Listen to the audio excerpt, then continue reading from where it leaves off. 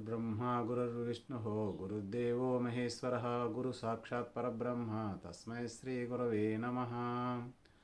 ओम श्रीकृष्ण परब्रह्मणे नमः। हरिः ओम तत्सत्। श्रीकृष्णार्पणमस्तु।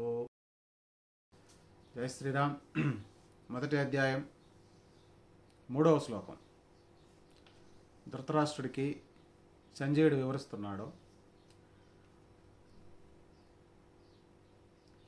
పశ్యైతాం పాండుపుత్రాణం ఆచార్యమహతీం చముం యూఢాం ద్రుపదపుత్రేణ తవ శిష్యేణ ధీమత.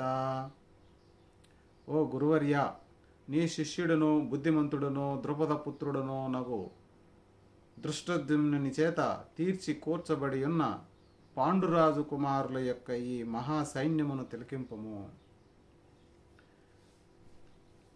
దుర్యోధనుడు వాళ్ళ గురువు నెట్టి ద్రోణాచార్యుడి దగ్గరికి పోయి చెప్తున్నాడు.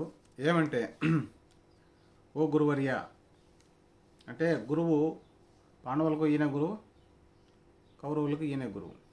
ఇద్దరికీ విద్యలు నేర్పించినన్ని ఆయన చెప్పిన విద్యతోనే ఇప్పుడు యుద్ధానికి వచ్చి ఉన్నారు అందరూ, అటుపక్క ఇటుపక్క.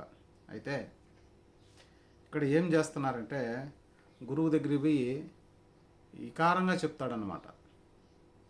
అది ఏమంటే, బుద్ధిమంతుడును నీ శిష్యుడును ద్రుపదపుత్రుడును. అంటే నీ శిష్యుడు ఎవరు?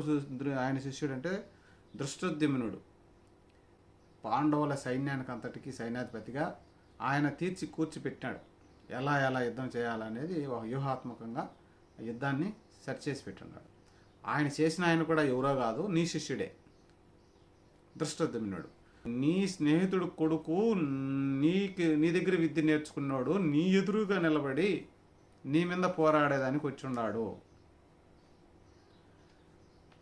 పాండురాజు కుమారుల యొక్క ఈ మహాసైన్యమును తిలకింపము. ఈ ఎదురుగా ఉన్న మహాసైన్యాన్ని చూడండి అని ఎత్తి పొడుస్తున్నాడు. కాబట్టి ఎవరికైనా మనసులో మనం ఓడిపోతామనే భయం ఉన్నప్పుడు మన పక్షాల ఉన్న వారిని ఒకరవ జాగృతి చేస్తాం. అది జాగృతి చేసేటప్పుడు కూడా మనం ఎవరికి చేస్తున్నాం అనేది కూడా తెలియకుండా పోతుంది. అన్నీ తెలిసిన గురువుకే ఈయన అక్కడికి పోయి హితబోధ చేస్తున్నాడు. దుర్యోధనుడికి భయం వేస్తుంది. ఇతనికి ఎదురుగా ఉన్న సైన్యం మహాసైన్యంగా తోస్తుంది. శ్రీకృష్ణార్పణమస్తు.